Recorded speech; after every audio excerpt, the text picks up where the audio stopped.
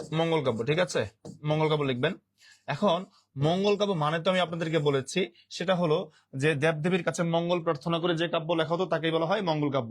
এখন এটা সম্পর্কে প্রশ্ন আসবে, যে কোনো চাকরি পরীক্ষায় 1 নাম্বার কমন পাবেন আপনি মঙ্গল কাব্য থেকে। সো আপনাকে জানতে হবে ধারা সম্পর্কে। মঙ্গল কাব্যের প্রধান ধারা 3টি। কয়টি ধারা?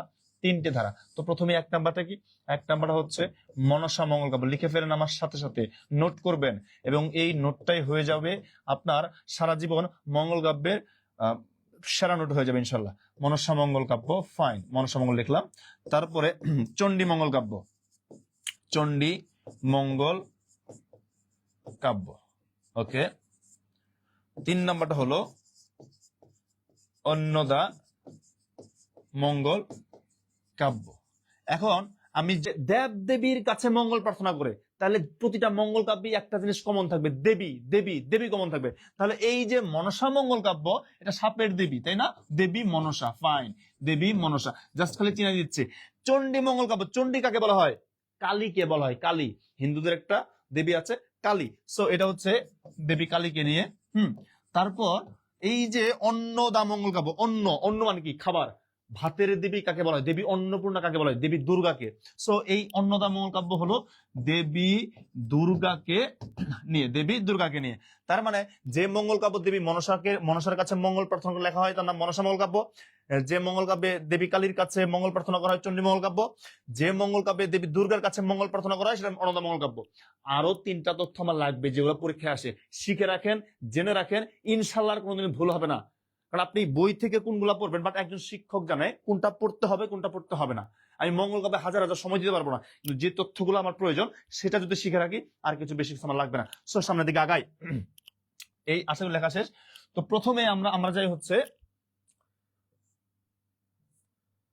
মনসা মঙ্গল কাব্যে, ফাইন, মনসা মঙ্গল কাব্য, নোট করে ফেলেন, এভাবে লিখে ফেলেন, মনসা মঙ্গল কাব্য, ফাইন। মনসা মঙ্গল কাব্যের আদি কবি, আদি কবি বললামই তো, কানা হরি দত্ত। কানা, 2টা করে তথ্য লাগবে আমার, জাস্ট 2টা করে তথ্য লাগবে, কানা হরি দত্ত। এবং শ্রেষ্ঠ কবি, শ্রেষ্ঠ কবি বিজয় গুপ্ত, বিজয় গুপ্ত, ফাইন। কামি আপ নেক্সট, চণ্ডী মঙ্গল কাব্য। মানে এই 2টা-3টার তথ্যের বেশি তো এখানে জানা লাগে না, আমি সারাদিন ব্যাপী কেন মঙ্গল কাব্য পড়বো। আপনি আদি কবি লিখে ফেলেন। এই আদি কবি লিখবেন হচ্ছে মানিক দত্ত, মানিক দত্ত, মানিক দত্ত। আর এখানে শ্রেষ্ঠ কবির জায়গায় লিখবেন, শ্রেষ্ঠ কবির জায়গায় লিখবেন চমৎকার একটা নাম, মুকুন্দরাম চক্রবর্তী, মুকুন্দরাম চক্রবর্তী। বাট এখানে একটা কথা আছে, এটা জানা লাগবে। দেখেন, মুকুন্দরাম চক্রবর্তী এবং মুকুন্দ দাস, মুকুন্দরাম চক্রবর্তী এবং মুকুন্দ দাস। আচ্ছা, অপশনে যদি মুকুন্দরাম থাকে, মুকুন্দ দাস থাকে, সেক্ষেত্রে কি করবেন? উলট না লাগে। মুকুন্দ দাস হলো ওই যে যখন হলো স্বদেশী আন্দোলন হলো, ওই সময়ে একটা লোক এই বাড়ি থেকে ওই বাড়ি, ওই বাড়ি থেকে ওই বাড়ি গিয়ে গিয়ে চারণ করে করে গান লিখে, ঠিক আছে? পরোনা রেশমি চুরি, ওরে ও বঙ্গনারী, পরোনা রেশমি চুরি, তাকে বলে চারণ কবি। সো আমাদের মুকুন্দ দাস না, কিন্তু আমার লাগবে মুকুন্দ রাম। তো চণ্ডী মঙ্গল কাব্যের শ্রেষ্ঠ কবি হলো মুকুন্দ রাম চক্রবর্তী, ফাইন। তাহলে আমরা মনসা মঙ্গল ক্লিয়ার করলাম, চণ্ডী মঙ্গল ক্লিয়ার করলাম। হারাধনের 3টা ছেলের ভিতরে বাকি রইল এক, তার নাম কি? অন্নদা মঙ্গল কাব্য। এবার আসবো আমরা অন্নদা মঙ্গল কাব্যে, ফাইন, লিখে ফেলেন অন্নদা মঙ্গল কাব্য। অন্নদা মঙ্গল, অন্নদা মঙ্গল কাব্য, ফাইন। প্রথমেই আদি কবিতে চলে যায়।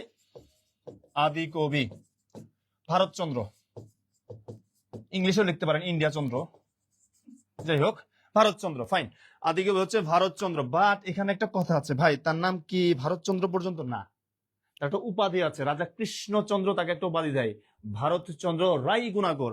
সো আমরা তার নামের সাথে রায় গুণাকর লিখবো, রায় গুণাকর, ভারতচন্দ্র রায় গুণাকর। এবং আচ্ছা, আদি কবি মানে কি? যিনি প্রথম লিখেছেন। শ্রেষ্ঠ কবি মানে কি? যারটা শ্রেষ্ঠ হয়েছে। এবং তিনি যে প্রথম এই অন্নদা মঙ্গল কাব্য লিখলেন এবং তারটাই শ্রেষ্ঠ হয়েছে, তিনি প্রথম লিখেছেন, তারটাই শ্রেষ্ঠ হয়েছে। তো শ্রেষ্ঠ কবিটাও কে হবে?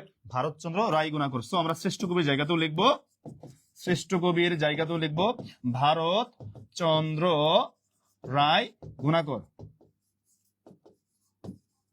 এবং এই অন্নদা মঙ্গল সম্পর্কে একটা মজার কাব্য বলতে গেলে বলা হয়, এই লাইনটা আপনারা সবাই শুনেছেন, কিভাবে লাইনটা শুনছেন আমি বলে দিই। মাঝিকে বলে, মাঝি আমাকে পার করে দাও।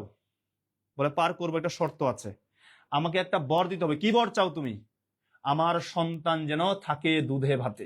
এই যে আমার সন্তান যেন থাকে দুধে ভাতে, এটা কোথাকার? এই যে অন্নদামঙ্গল কাব্যের।